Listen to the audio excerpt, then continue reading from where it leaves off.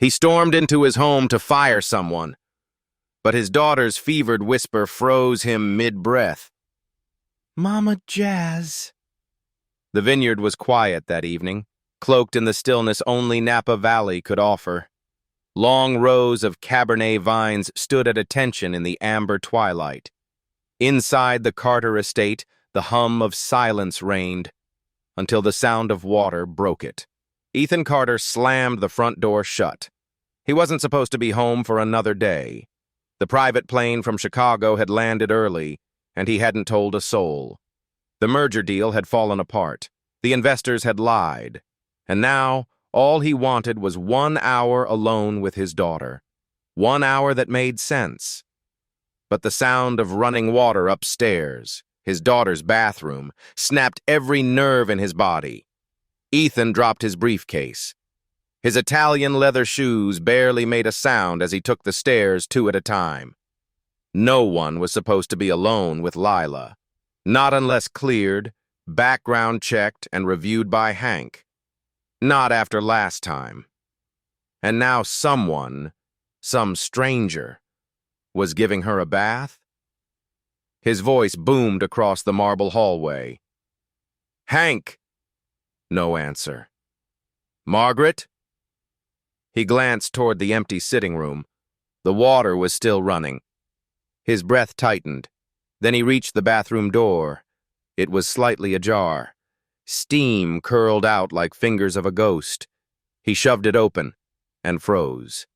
Inside, a woman knelt at the side of the porcelain bathtub. Her hands were gentle, cupped around the back of Lila's head. The little girl sat half-submerged, cheeks flushed from the hot water, giggling softly as the woman poured chamomile-scented water over her curls. The air smelled like lavender, childhood, and a memory Ethan hadn't touched in years. The woman didn't turn. Her voice was low and melodic. "We'll rinse just one more time, honey. Then your bunny gets a turn." Ethan's voice ripped through the room like a blade. "What do you think you're doing?" The woman turned now, slowly. No panic, just a silence that carried weight. She was young, dark curls pulled into a low knot, skin the color of roasted almond. Her eyes met his, and he saw a calm that did not flinch. "I'm bathing your daughter," she said. Her tone wasn't defiant, just honest. He stepped inside, fists clenched. "Who let you near her?" "Hank did," she replied. "I don't care who—" He stopped. "Get out." She reached for a towel and gently lifted Lila from the tub, wrapping her in practiced arms. "Lila was crying," she said, voice soft as cloth. "She had a fever and needed comfort." Ethan didn't care. Didn't want to care. "I don't know who you are, and I didn't authorize this. You're done here. You hear me? Finished." "I hear you," she said. Lila stirred in the towel, barely awake. Then came the word that stopped time. "Mama Jazz." The child whispered it like prayer. Her hand found Jasmine's shoulder. And then she leaned in, head on the woman's chest, sighing like she was finally safe. Ethan couldn't breathe. Mama Jazz? That word hadn't come from nowhere. The woman, Jazz, didn't look up. She just held Lila closer and said, "She's had night fevers. They come with the season. Lavender helps calm her lungs." He wanted to yell, throw something, call Hank, call Margaret, call anyone who made decisions around here. But he couldn't speak. Not with Lila asleep in someone else's arms, whispering Mama. Later that night, the house sat still. Jasmine sat on the back steps with Hank, sipping warm tea from an old chipped mug. Her shift was over, but she hadn't left. "She called you that before?" Hank asked. Jasmine nodded. "Twice. In sleep." He sighed. Ethan's not a bad man, just out of touch. I understand, Jasmine said simply. You're not mad he fired you? She smiled faintly. I wasn't here for the job. I was here for the girl. Hank studied her. You ever had kids? No, she replied. But I had a brother. Raised him after my mother disappeared. And he used to get fevers, too. I remember what helped. Where's your brother now? Jasmine's eyes went still. There was a silence. Gone, she said. Inside the house, Ethan sat beside Lila's crib. The child's chest rose and fell in slow rhythms. He held the bunny she always slept with, but didn't know where to put it. His hand trembled. He hadn't held her like that in weeks, maybe longer. Not since Margaret started managing the nannies. Not since the last one quit because of Lila's nightmares. He remembered what the pediatrician said. She needs touch, Mr. Carter. Familiar presence. Your voice. You, not just medicine. And now a stranger had walked in and done it. A woman he didn't know, didn't hire, and his daughter had called her mama. He didn't even know the woman's last name. He rose, walked out into the corridor, and found Hank waiting by the stairs. She's fired, Ethan said. I want her gone by morning. Hank met his eyes. With respect, sir, you're wrong. Ethan blinked. Excuse me? You didn't see what I saw, Hank said calmly. That girl, she's the first one Lila's allowed to bathe her without screaming. She overstepped. She healed, Hank interrupted. The word struck like a match in dry kindling. Ethan didn't respond. He just turned and walked back to the nursery, only to find Jasmine there, kneeling by the crib, pulling the blanket over Lila's shoulders. She didn't look up. I'll leave at dawn, she whispered. No need to yell again. Ethan hesitated. I don't know you. I don't expect you to, she replied. You had no right. No, but I had instinct. Silence fell again. Then she turned toward him. In the low light, her eyes held something unreadable. Not fear, not sorrow, just stillness. She needed a mother tonight, Jasmine said quietly. I was what she had. And with that, she walked past him and down the stairs, leaving Ethan Carter alone, with nothing but his silence, his regrets, and the echo of a 2-year-old's voice still ringing in the steam-choked air. Mama Jazz. The night came down heavy over Napa Valley. Clouds stretched across the hills like pulled wool, low and unmoving. The Carter estate, normally lit like a museum, sat in near darkness. A single light flickered above the nursery window. Ethan stood barefoot in the hallway outside his daughter's room, his hands braced against the doorframe, chest rising fast. Lila was burning. Again. The fever had come out of nowhere, rising like a wave that wouldn't recede. Her cheeks glowed crimson. Her skin felt like paper above embers. She whimpered, tossing in her sheets, and every sound pulled at the thread holding Ethan together. He had tried everything. The bath, the medicine, cool cloths. Nothing worked. Daddy. Her voice cracked. He staggered into the room and dropped to his knees beside the bed. I'm here, baby. I want Mama. He froze. Not Mommy.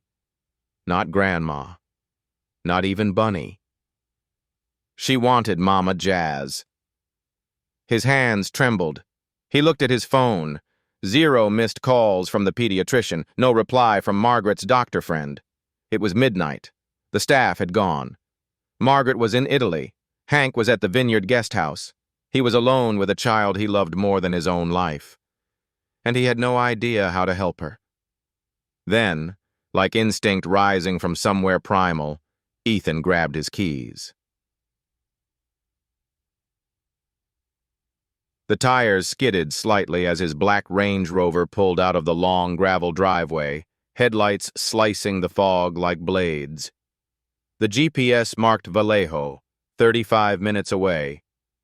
A different world entirely from the high vineyards and stone fountains of Carter Hill. A place of dollar stores, flickering neon signs, and narrow two-story homes tucked between tired trees and cracked sidewalks. He didn't know her exact address. Only the name on her intake file. Jasmine Taylor, Vallejo. And an old ID card Hank had once found stuffed between cleaning products, tattered, water-damaged, but stamped with a return address in faded ink. He followed that. He drove like time had lost meaning.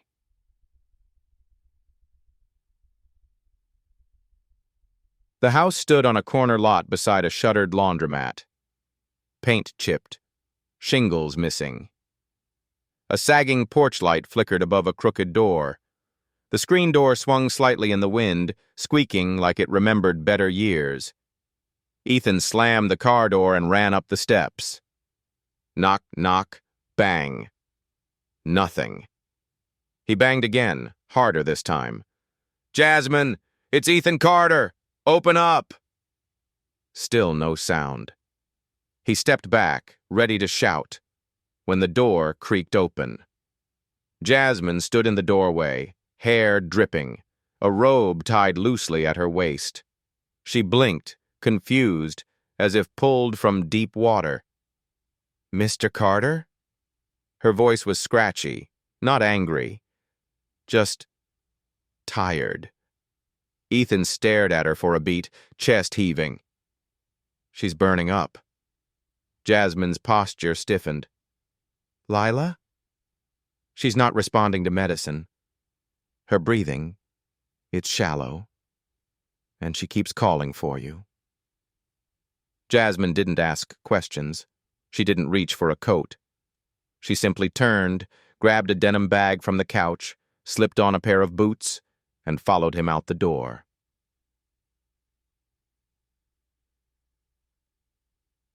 They didn't speak on the ride back. Only the road spoke. Low hum, soft curves, the rhythmic drum of tires over asphalt cracks. Jasmine sat in silence, clutching her bag. The mist outside gathered like ghosts across the windshield. Ethan gripped the wheel, jaw clenched so hard it hurt. "I fired you," he muttered, almost to himself. "I know," she replied. "I don't know how to fix this." "You're not supposed to," she said, her voice even. "You're supposed to hold her while someone else does."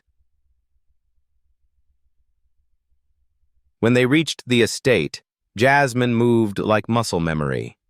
She washed her hands, found the nursery, lifted Lila gently from the soaked sheets. Her touch was exact, sponging her down with cool water, crushing fever-reducing tablets between 2 spoons, mixing it into applesauce. Ethan stood behind her, useless. Lila moaned weakly.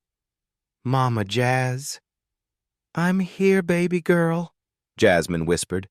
"Just a little longer." She lifted the child into her lap and began to hum, low, throaty, soft, and blue. Nina Simone's "Wild is the Wind." The song wasn't a lullaby. It was older than lullabies. It was bone deep, and Lila's breathing slowed. Her small hand curled around Jasmine's necklace, and her body relaxed. The fever broke. Ethan watched, arms limp at his sides. Jasmine never looked at him, but she spoke. "She needs more than money, Ethan." His name on her lips made something crack open in him. "She needs people who stay when it's hard, not just when it's scheduled." He nodded, slowly, like someone learning a new language. one syllable at a time.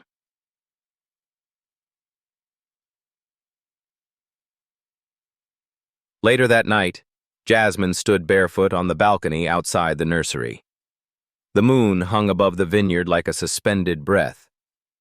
Ethan came out, holding 2 mugs of tea. "She's sleeping," he said. Jasmine nodded.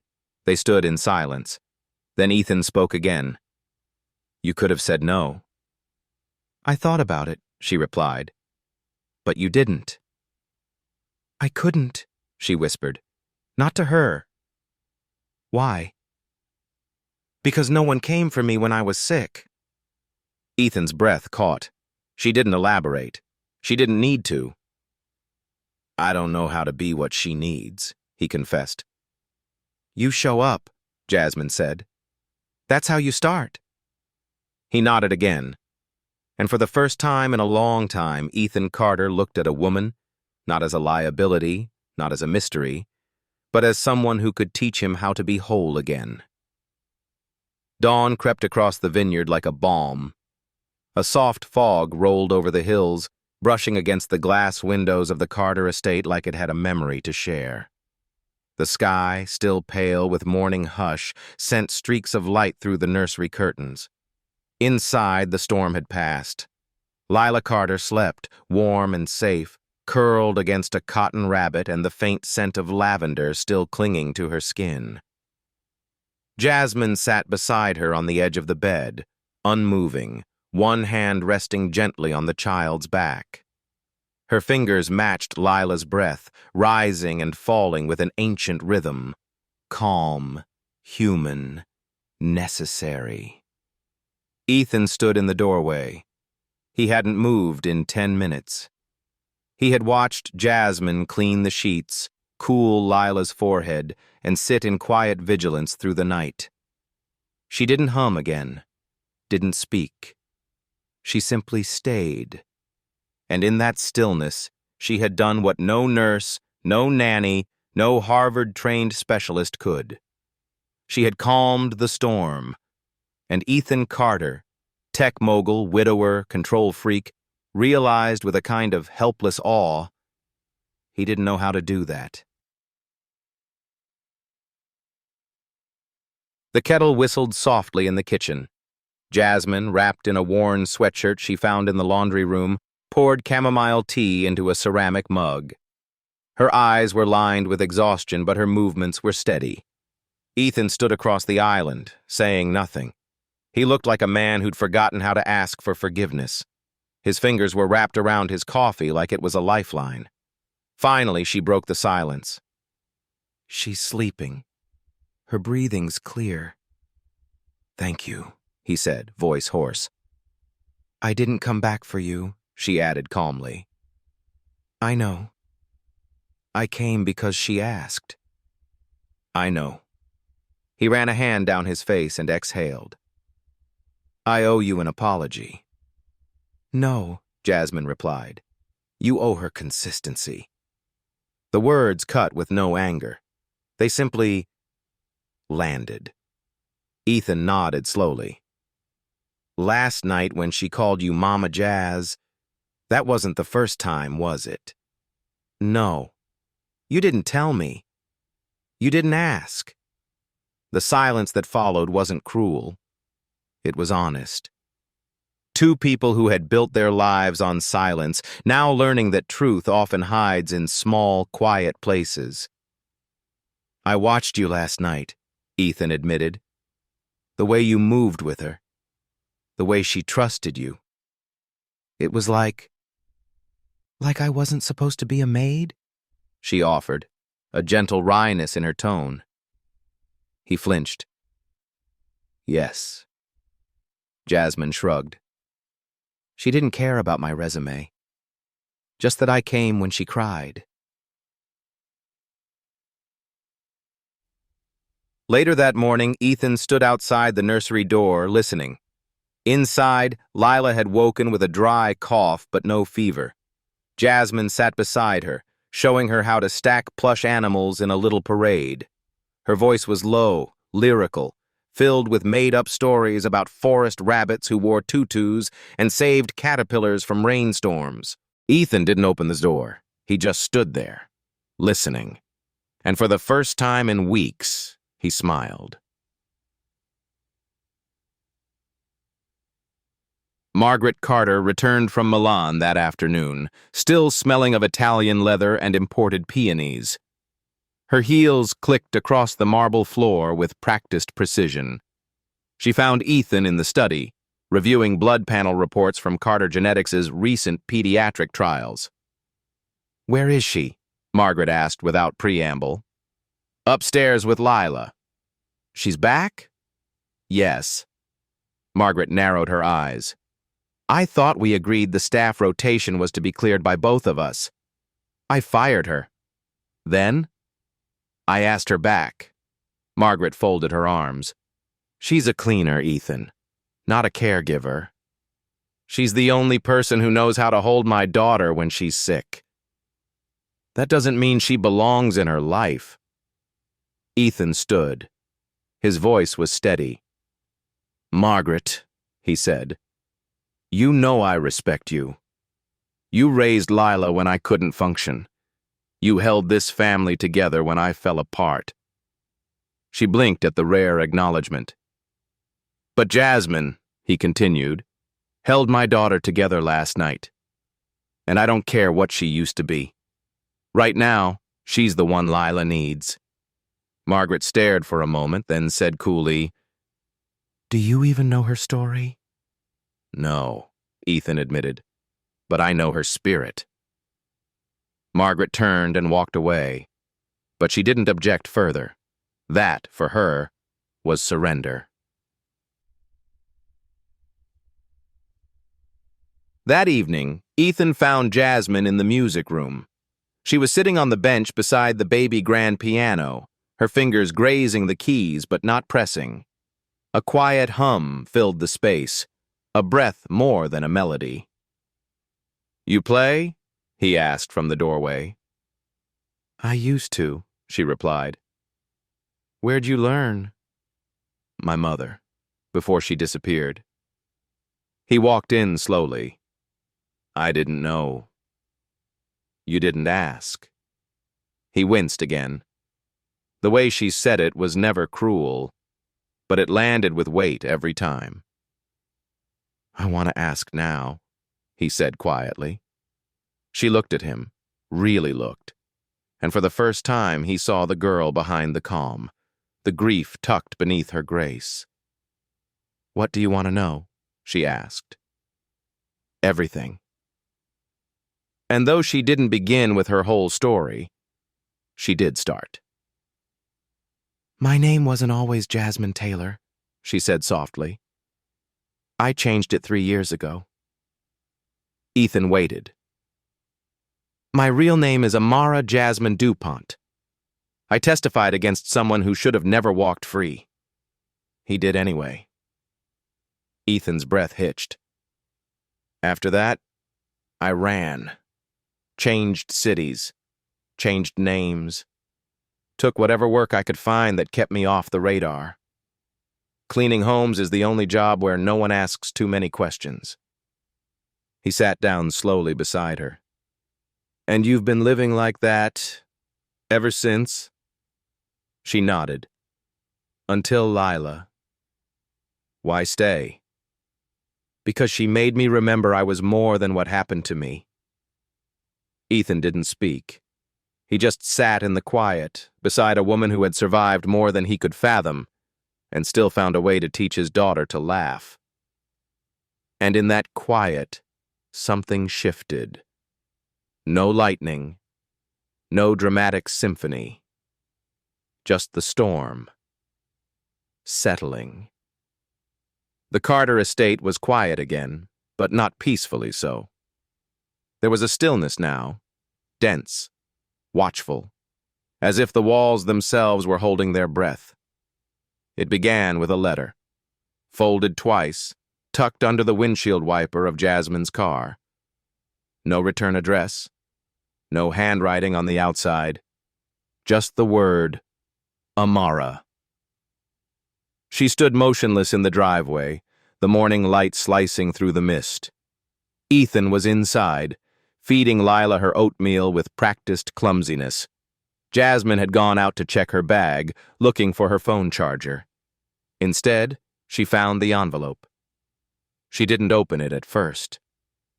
She didn't have to.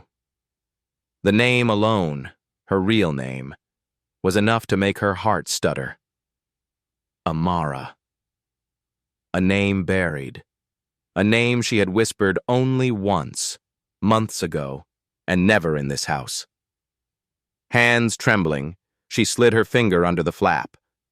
Inside, 4 words, no punctuation. I know where you are.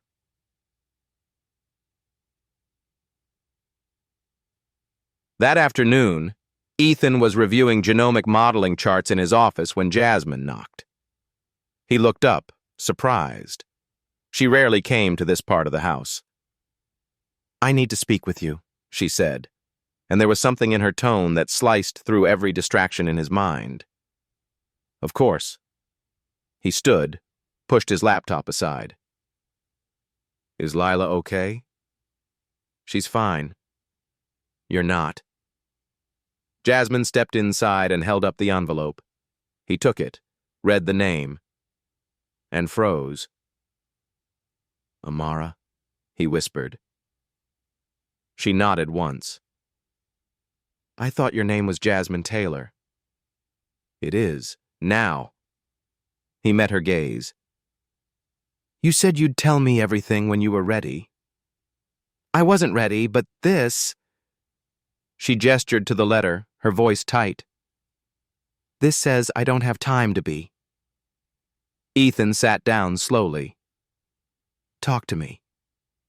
And so she did. I was 24 when I testified, Jasmine began. The man's name was Leon Hadley. He ran a string of underground clinics in Pittsburgh, unlicensed, dangerous. He made money off desperate women. I was a nursing student doing a clinical rotation at the city ER. One night, a girl came in. 15, septic. We lost her. Ethan's face paled. She was the 3rd one that month. I tracked the name she whispered before she died. It led to Leon. I brought what I knew to the police. You weren't scared? Ethan asked quietly. I was terrified. But my little brother, Isaac, he was 16 then. I kept thinking, what if it were him? What if he needed someone to stand up? Ethan nodded slowly. They promised protection. I testified. Leon got 7 years. 7? He served less than 2. Technicalities. He walked. Ethan cursed under his breath. Then, the letters started. Threats. Photos of Isaac leaving school. A dead bird on my doorstep. I fled. Changed my name. Took low-level jobs. Stayed invisible. And now, he's found you. Jasmine looked down at her hands. And I'm not alone anymore. It's not just me I'm risking. It's your daughter. Ethan stood. His voice was like gravel. No, he's the risk. You're the reason my daughter is still breathing. Ethan, I'm not letting you go, he said firmly. Not again. We'll increase security. I'll bring Hank back into full rotation. You stay. You don't hide. She stared at him. His conviction was so unlike the cold man she had first met. This Ethan wasn't polished boardrooms and press releases. He was shaking, scared, and ready to fight. Jasmine's voice cracked. I've run for so long I forgot what it's like to be seen. You're not running anymore, Ethan said. You're not alone. That evening, Jasmine stepped into Lila's room just as the girl stirred from her nap. Bad dream, Lila murmured, rubbing her eyes. What happened? There was a noise. Outside.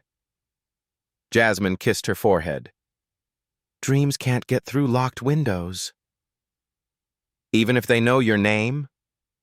Jasmine stiffened. She turned to the window. For a moment, the fog thickened. Then, nothing.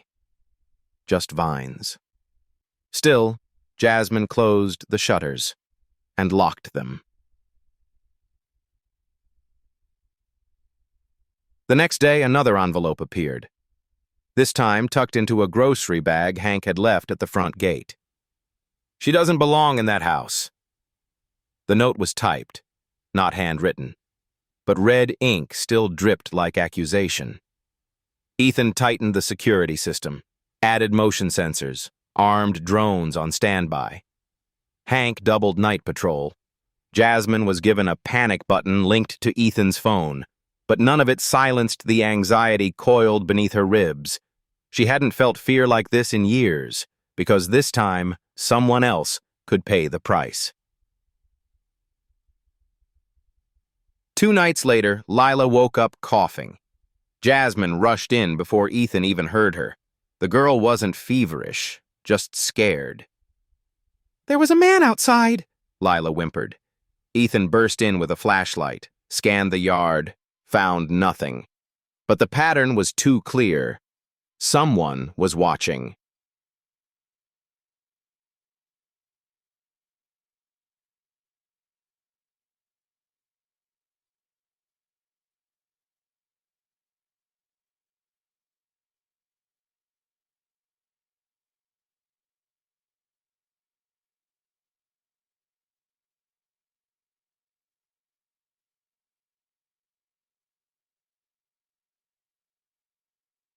The next morning, Hank sat with Ethan on the veranda, reviewing camera footage. "There," Hank said, pointing. 5:02 a.m. See that? A figure, just beyond the vineyard row. Too far for facial recognition. Too deliberate to be coincidence. "He knows," Ethan muttered. Hank's voice was gravel. "Then we find him first."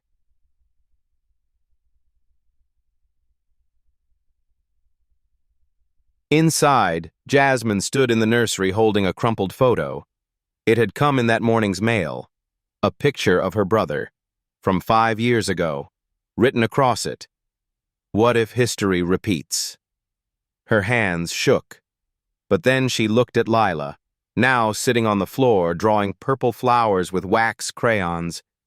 And for the first time since the first letter, Jasmine felt fire. Not fear. Fire. She folded the photo and whispered, "Not this time." The storm came without warning. It wasn't the kind that rumbled from the hills or cracked open the sky with lightning. No, this one arrived quietly. Just a flicker of the chandelier in the front foyer, a subtle dimming of hallway sconces.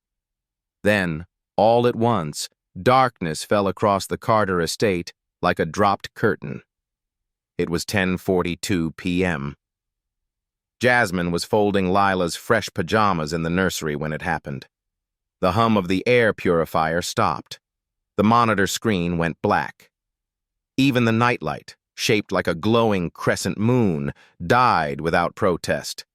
The silence was instant, dense, unnatural. From downstairs, Hank's voice echoed, "Stay put. Ethan, breaker box shows normal. This isn't a fuse." Jasmine didn't hesitate. She crossed the room and lifted Lila from her crib, cradling her close. The child stirred and whimpered. "Shh, it's just a hiccup in the lights," she whispered, kissing her temple. "Just a blink." But she didn't believe it. She felt it. This was no accident. A cold knot twisted in her gut, the kind she used to feel in Pittsburgh, walking home alone when the streets went too quiet. From somewhere down the vineyard road, a dog barked. Once. Then silence again. She moved quickly, barefoot, gliding through the hallway like memory. Down the narrow back stairs, past the pantry, through the wine cellar door Hank had once shown her in case of earthquakes. Tonight, it wasn't for a quake. It was for safety. The concrete floor was cold beneath her feet as she reached the underground tasting room, now silent and dust-laced. She pulled a wool throw from the antique chaise and wrapped it around Lila, who clung to her bunny like a soldier to a flag. Upstairs, Ethan was moving fast. He and Hank had split up after the outage. Ethan swept the hallways with a flashlight, jaw tight, nerves raw. The security system had gone offline. Cell signal vanished. Landlines, too. Everything cut clean. "This is targeted," Hank said through gritted teeth as he reappeared. "They knew where to hit." "Where's Jasmine?" Ethan asked. "I told her to stay upstairs." "She won't.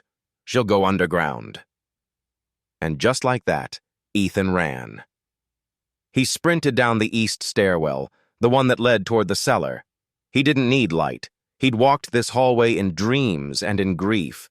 He found the panel open, the tasting room door ajar. Inside, the dim light of an emergency lamp flickered weakly. He saw her, sitting on the floor, Lila pressed to her chest, rocking gently, whispering a lullaby under her breath. She looked up. "Stay with us," she said. No panic, just command. He nodded and closed the door behind him.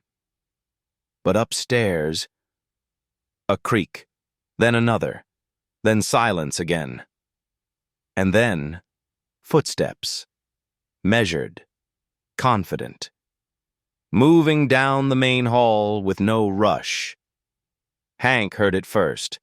He turned off his flashlight, drew his weapon.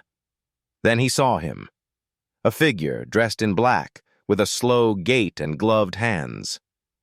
The man didn't speak. He walked as if he owned the house. Then he stopped beside a framed portrait of Ethan's late wife, and smiled. "Leon Hadley," Hank muttered under his breath. "Son of a—" The man spoke now. "Did she tell you the whole story?" Leon's voice echoed through the dark hall like poison smoke.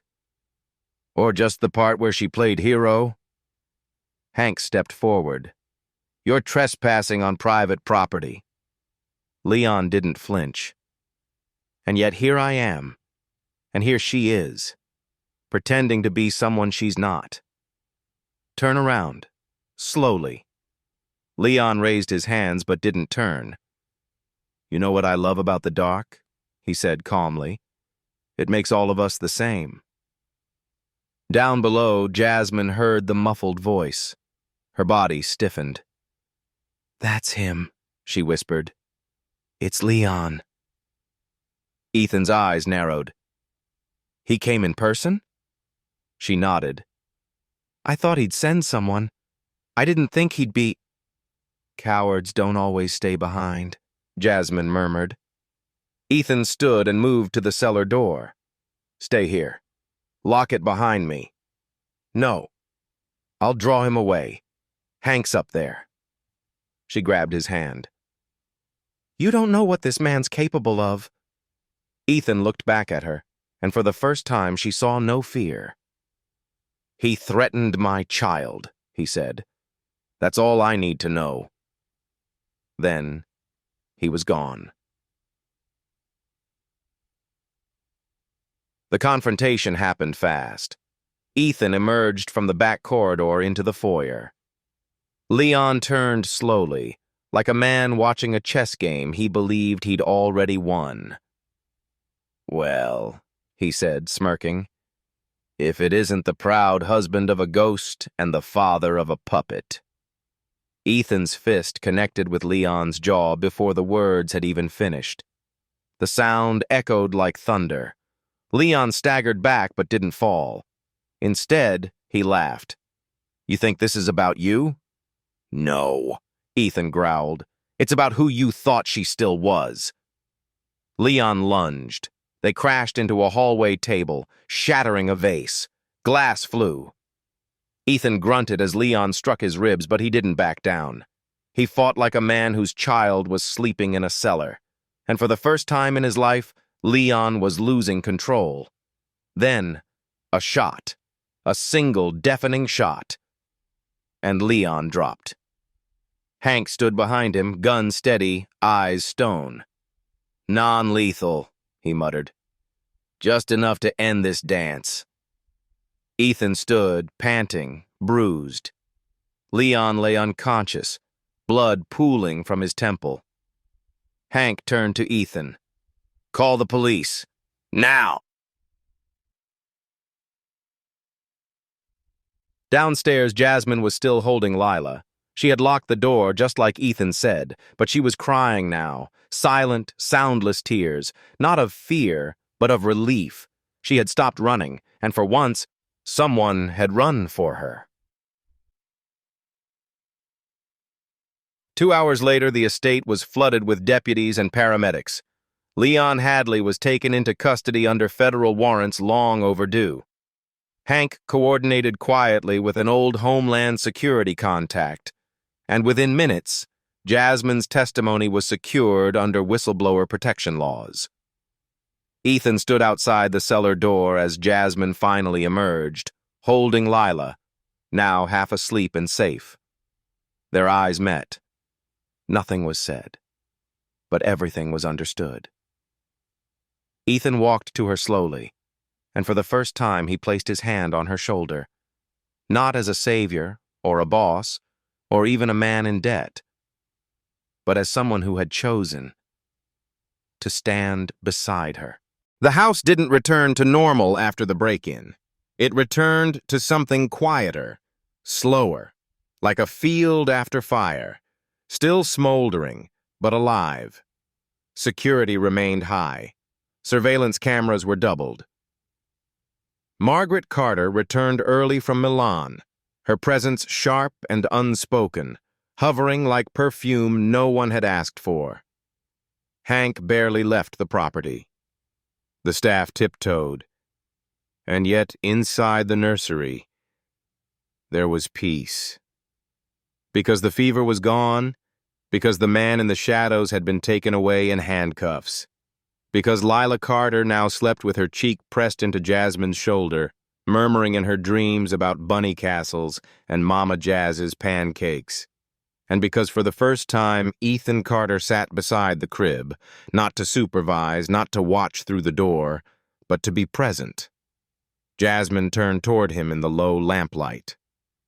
"She didn't wake up once tonight," she whispered. Ethan nodded, arms resting on his knees. "She's never slept through a storm before," he said. Jasmine tucked a strand of Lila's hair behind the child's ear. "Maybe she knows it's over." The room was dim, but warm. A soft breeze slipped through the open window, scented faintly with wet grapevines and oak. Neither of them spoke for a while. Then Jasmine looked up and said, almost hesitantly, "Can I tell you something I've never said out loud?" Ethan turned to her. "Always."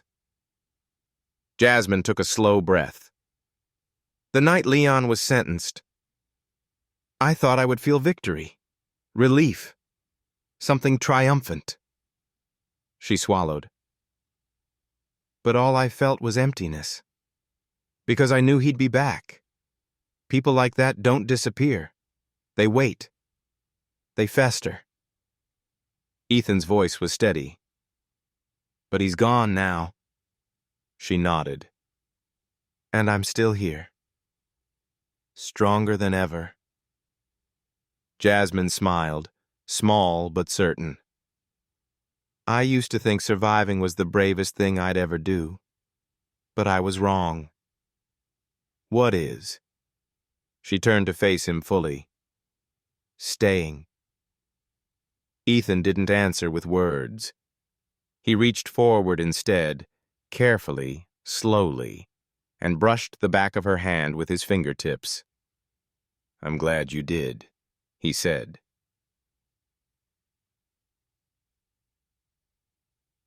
Later that night, Jasmine stood by the window of the guest room she'd been given. The moon was high. The vineyard below glowed silver. She could see the faint silhouettes of workers' lanterns beyond the estate walls, harvesters preparing for early dawn. She could have left.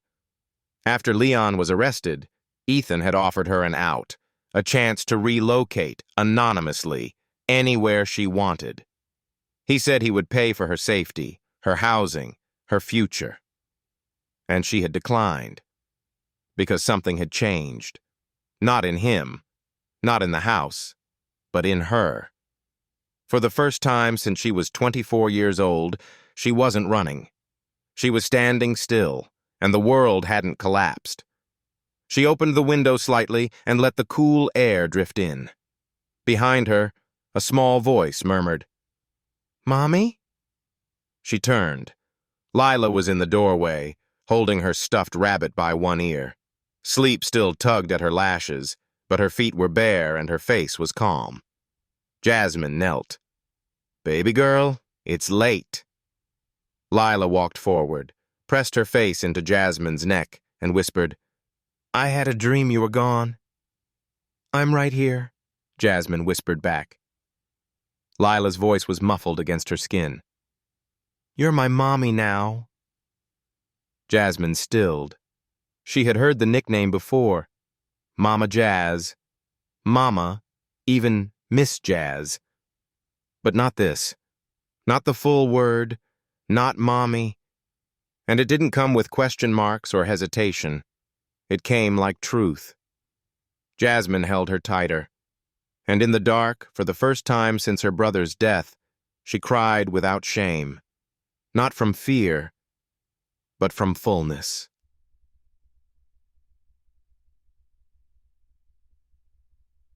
Down the hall, Ethan stood beside the cracked office door, listening. He hadn't meant to. He was headed for water, for the silence of the kitchen. But then he heard her voice, and Lila's, and the word, "Mommy." It stopped him cold, but not in the way it had the first time. Not like shock, like awe, like grace. And in that moment he knew. There was no one else on this earth who could have filled the absence his daughter had carried in her chest since the day her mother died. Not a nanny, not a therapist, not even him. Only Jasmine. He closed his eyes, leaned his head against the doorframe, and breathed in the quiet. Then he turned, went down the stairs, and called a press secretary. The next morning, a small circle of reporters gathered on the back lawn of the Carter estate. They expected a company update, a product launch, a donation announcement. What they got was something else entirely. Ethan Carter stepped onto the garden stone platform with no podium, no teleprompter, just Hank at his side. Margaret stood stiffly in the background, arms crossed. "I've spent most of my life calculating risk," Ethan began. "I run a company that maps human genetics. I make decisions based on data, logic, control." He paused. "But recently, I learned something my algorithms never taught me. Some of the most important bonds in life are not biological. They are chosen." The reporters exchanged glances. Ethan continued. "This is Jasmine Taylor. She came into our lives when my daughter was most vulnerable. Not as a nurse, not as a relative, but as someone who simply stayed." He turned to Jasmine, who stood beside Lila, now holding her hand with proud calm. "She is not just our housekeeper," Ethan said. "She is part of our household, our family." Margaret flinched, but said nothing. Lila tugged on Jasmine's sleeve and whispered loudly, "Tell them about the bunny pancakes." The crowd laughed. Jasmine blushed. Ethan chuckled. "No notes, no statements," he finished. "Just this. Love is not always inherited. Sometimes it's invited in." Then he stepped back. Jasmine hesitated, but then stepped forward. She didn't plan to speak, but her voice came anyway, clear, strong, warm like honey steeped in sun. "My name is Jasmine," she said. "But once I was Amara. I've spent years hiding. I've worn uniforms with no names and worked jobs that asked nothing of my voice. But one child taught me that to be chosen is sometimes more sacred than to be born. She turned to Lila.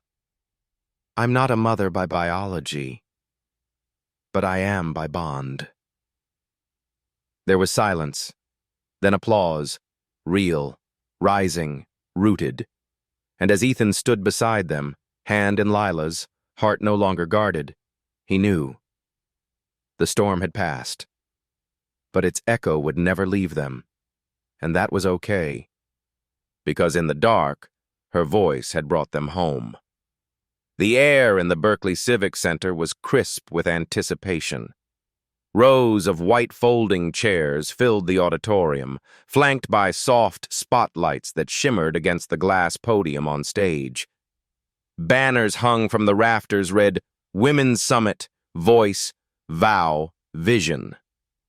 The room was filled with CEOs, doctors, lawmakers, and advocates. The scent of coffee mingled with perfume, and the murmur of small talk hummed like bees in a lavender field. Jasmine stood backstage in borrowed heels. Her palms were sweating. She wasn't supposed to be here. The invitation came unexpectedly.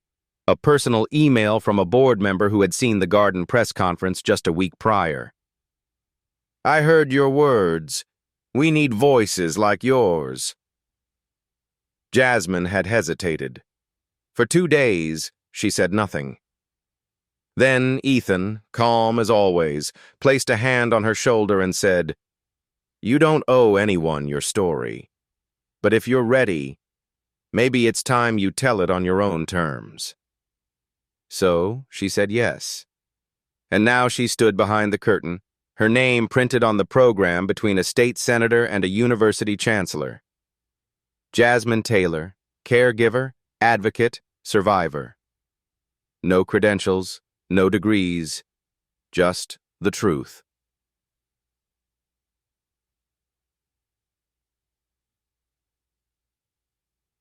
Ethan sat in the third row beside Lila, who clutched a juice box and wore a too-big conference badge that read, Future CEO. Hank stood behind them like a shadow in uniform. Even Margaret Carter sat stiffly at the end of the row, arms crossed, her pearl necklace like armor. When the host took the stage, the applause died down. Our next speaker didn't submit a prepared script, the woman smiled, because her life has already written one for her. The spotlight shifted. Please welcome Jasmine Taylor. Applause rose, brief but sincere. Jasmine walked slowly onto the stage. Her dress was plain, midnight blue, long-sleeved, but the poise in her spine made her glow. She paused at the podium. No notes, no teleprompter, only the quiet. And then, her voice. I was taught to speak only when spoken to, she began. To clean quietly, to move quietly, to survive quietly. I became so good at hiding that eventually I forgot what it felt like to be seen. The room stilled. She looked out over a sea of eyes, curious, skeptical, warm. I was once a nursing student, she said. Then a witness in a courtroom. Then a ghost in my own life. I changed my name, my job, my world. I told myself it was for safety. But really, it was fear. She paused, then continued, voice lower. I cleaned the homes of people who never knew I existed. I was invisible, until a little girl with fevered cheeks whispered the word Mama. Not because I earned it. Not because I was born to it, but because I showed up. There were murmurs now, soft, emotional. I never thought I'd be a mother. I never thought I'd be enough. But the truth is, motherhood doesn't always come from biology. It comes from choice, from presence, from staying when everything else breaks. A long silence followed. Even the air conditioning seemed to hold its breath. Then she said it. "I'm not a mother by blood, but I am by bond." There it was. The sentence Ethan had heard in private, now released into the world. Somewhere in the back, a woman clapped. Then another. Then the room rose, slowly, like dawn breaking, until the entire auditorium stood on its feet. Tears, applause, heads bowed. Jasmine stepped back, eyes wide, breath shallow. But this time, not from fear, from freedom. Later, in the green room, Ethan found her sitting alone on a bench, holding Lila in her lap. He knelt beside them. "You shook the room," he said gently. Jasmine gave a tired smile. "I didn't mean to." "But you did." Margaret entered then, quietly. She walked slowly, carefully, and for a moment Jasmine braced for the usual coldness. Instead, Margaret extended her hand. "I underestimated you," she said. Jasmine stood. "I've done that to myself, too." Margaret's lips parted slightly. Then, with a quiet nod, she said, "You made her proud." "Who?" Margaret's voice was barely a whisper. "My daughter." The three of them stood still for a moment. Three women, bound not by agreement but by a single child who had tied their fates together with whispers in the dark.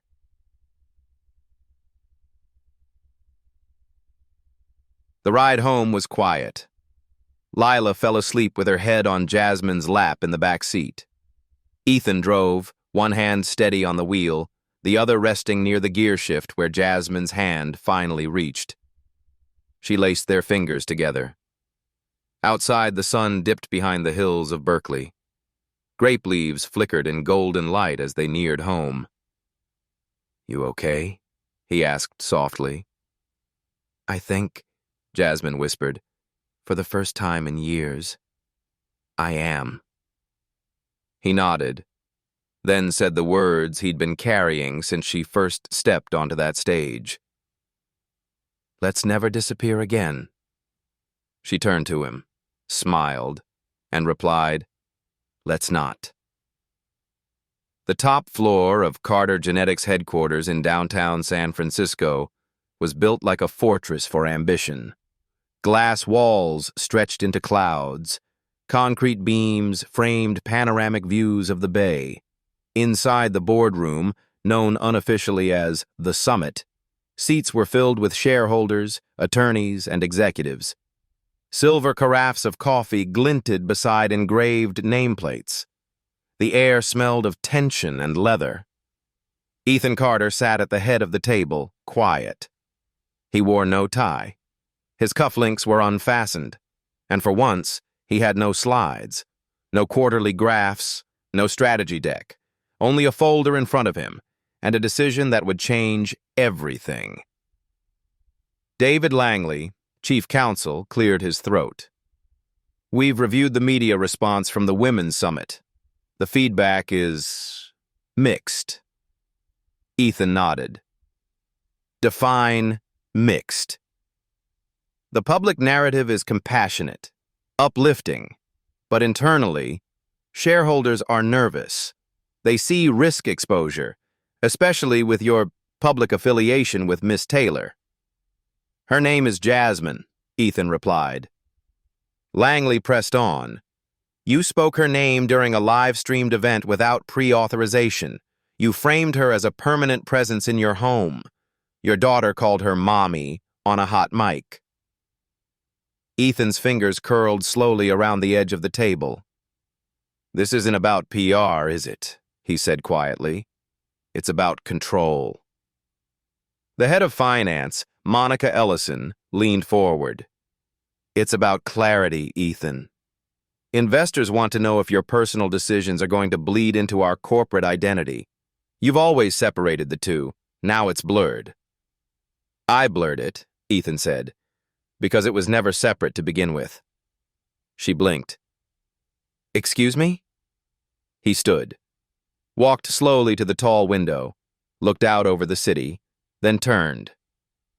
For years, I built Carter Genetics around precision, clean lines, white labs, pure logic. But somewhere along the way, we forgot that the work we do touches people, not just data. The room stiffened. Ethan placed both hands on the table. You're afraid Jasmine's past could hurt us, that it's too messy, too unscripted. But let me ask you something. What do you think happens when a little girl grows up without love, and the only person who shows up for her isn't on payroll, but in her corner? Silence. Ethan's voice dropped. My daughter nearly died from fever because we hired by resume, not by heart. Langley opened a folder. Ethan, with all due respect, we're asking for discretion, not divorce. I'm not married to her. Then why the fight? Ethan exhaled. Because I choose her. He let the words settle, then took out a typed letter from his folder, laid it flat on the table. I'm stepping down. Gasps rippled.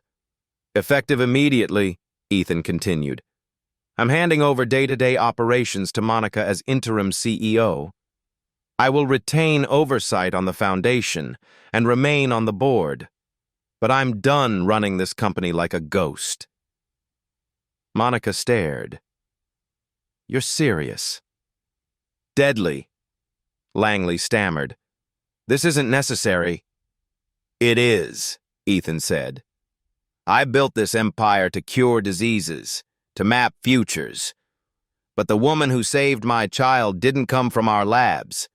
She came from the margins. And it's time we stop pretending the margins don't matter. Monica looked at him differently now, not as a liability, as a man who finally saw clearly. What will you do next? She asked quietly. He looked out the window again, then smiled. Be a father. Build a new kind of legacy. That evening, Jasmine sat on the back steps of the vineyard, her hands folded over a warm mug of tea. The sun bled gold into the hills, and rows of ripening grapes rustled in the breeze. Ethan came out quietly, sat beside her. She looked at him, concerned. How did it go? He didn't answer right away. Then, I quit. She blinked. What? I stepped down from Carter Genetics. Her voice fell to a whisper. You loved that company. I love you both more. Tears gathered in her eyes. I didn't ask you to do that. I know, he said. But maybe stepping down is the only way I could finally stand up. For you, for her, for myself. Jasmine looked at him, eyes shining in the warm dusk. I thought I was the one whose life was changing, she whispered. You were, he replied, but you changed mine first. She rested her head against his shoulder. For the first time, there were no secrets left between them. No hierarchy, no transaction. Only truth, only choice, only family. The next morning, a single line appeared on the Carter Genetics intranet homepage. Legacy is not numbers. Legacy is who you choose to protect. Ethan Carter.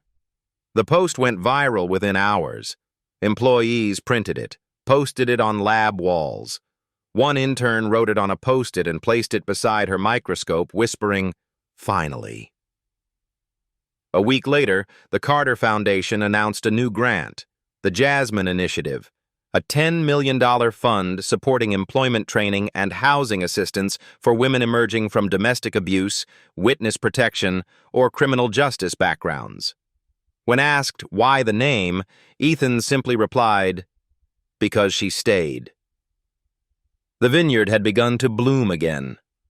Summer in Napa Valley came like a promise, sunlight pouring through vines, bees heavy with pollen, and grape leaves fluttering like green flags of quiet celebration. Jasmine stood on the stone patio of the estate with Lila, watching her chase butterflies across rows of tulips Ethan had planted 2 weeks earlier. She wore a soft white dress that day, light as breath. But in her hand, she held a small package, wrapped in faded brown paper, tied with string. There was no return address, just a single word in looping script. Tasha.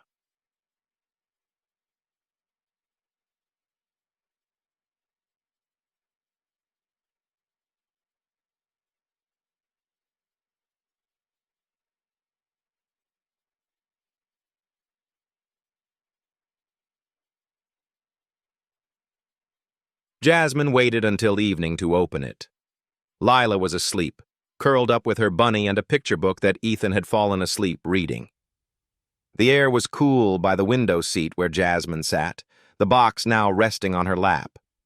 She untied the string slowly, peeled away the paper.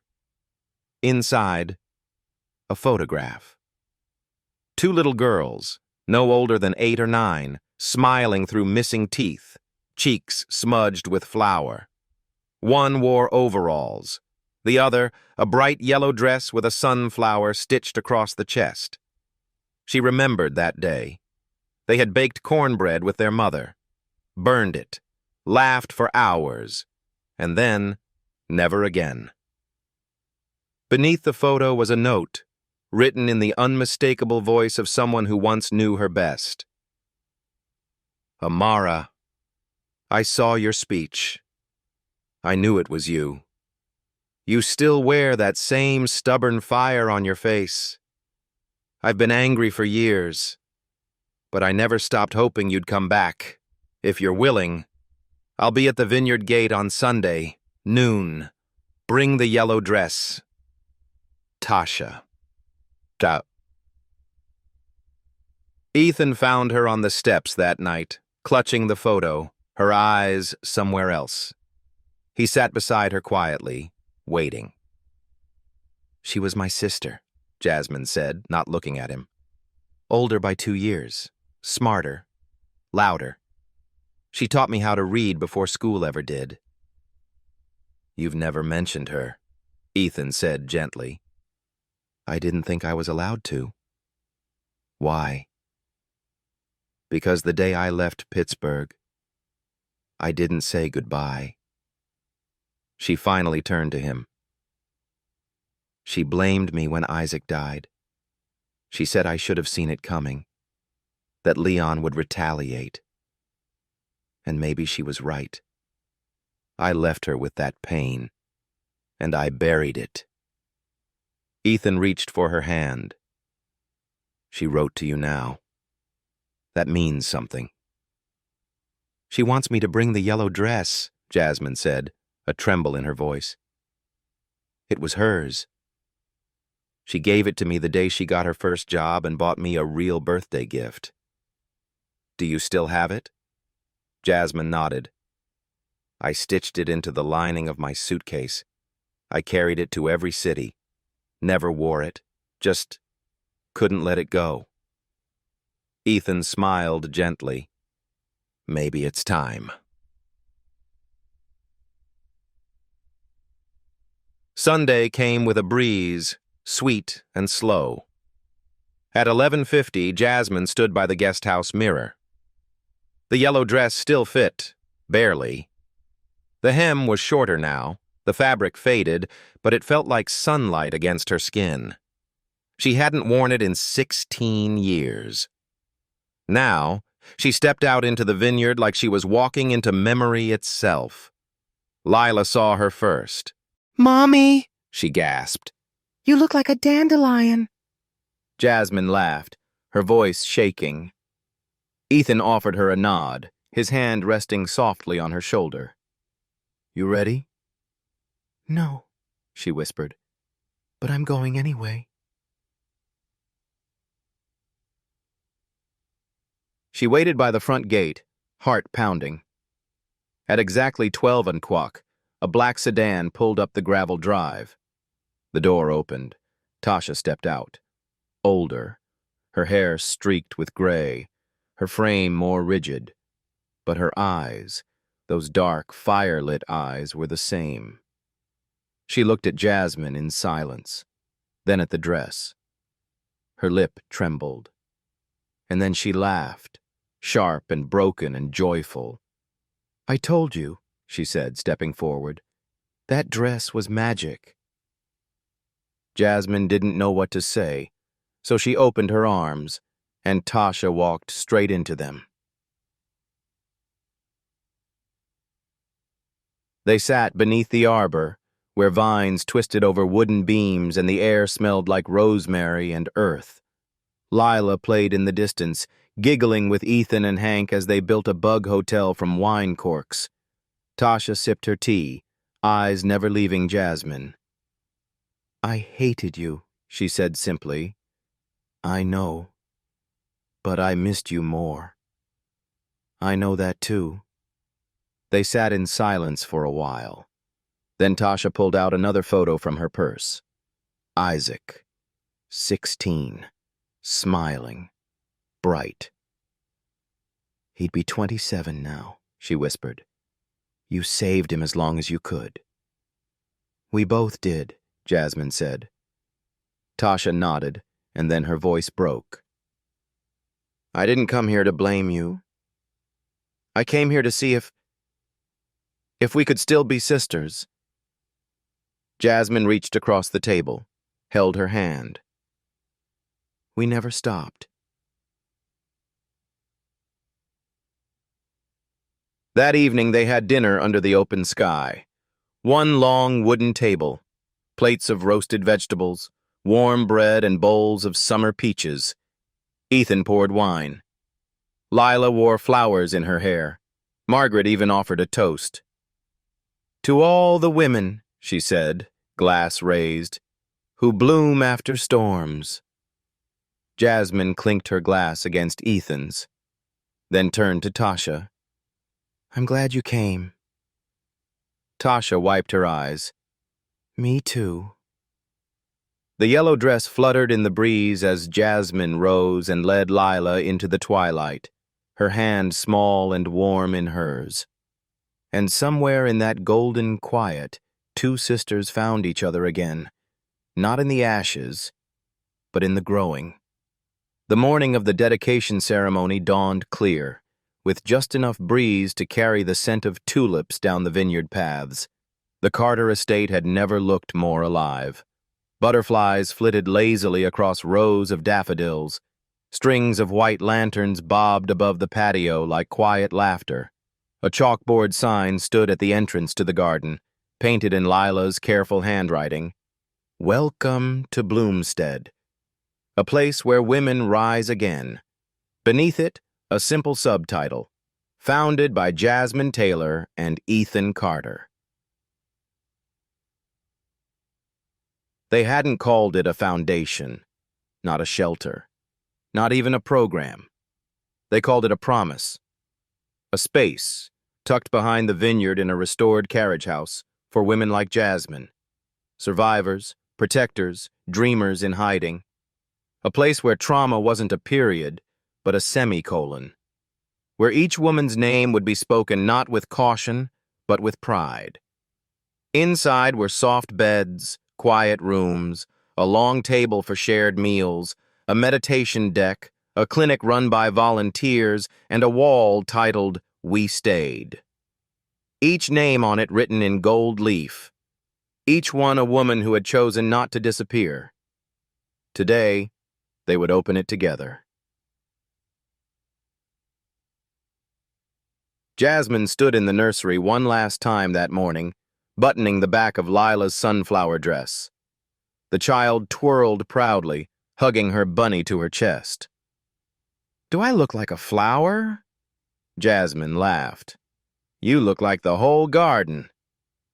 From the doorway, Ethan smiled, holding a pair of small white sandals. "She's going to steal the spotlight," he said. She already has. He stepped closer, adjusted Lila's ribbon, then kissed Jasmine's cheek.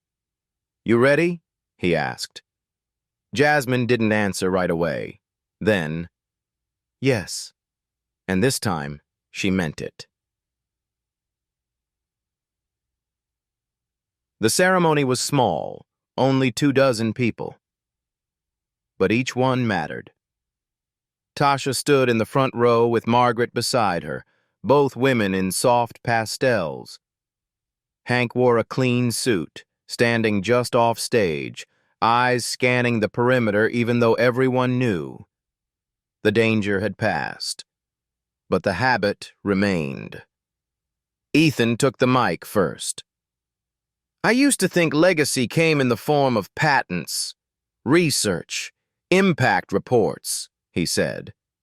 But the truth is, my real legacy weighs 32 pounds, sleeps with a bunny, and calls a woman mommy who wasn't written into our will, but into our lives. Laughter. Then stillness. She stayed when others ran, Ethan said, turning to Jasmine. And because of her, we built this. He stepped back, and Jasmine stepped forward. She didn't hold notes, only Lila's hand. I don't have a fancy title, she began, but I've lived a dozen lives to get here. A few people nodded, knowing. Others simply listened. For a long time, I believed that broken women belonged in corners, in kitchens, in silence, that we were too much to be trusted or too complicated to be welcomed. Her voice trembled, then strengthened. But someone told me once that I wasn't a burden. I was a bond. She looked down at Lila. Today we open Bloomstead not to save anyone, but to hold space, for survival, for healing, for joy. The crowd clapped. Jasmine stepped aside. Lila, emboldened by the applause, marched forward. I helped paint the door, she shouted, and I put glitter in the bathroom. Laughter rang like wind chimes.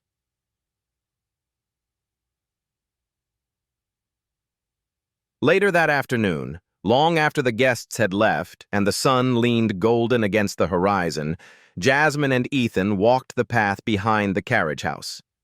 Lila ran ahead through rows of tulips, arms out like wings, her laughter spilling behind her.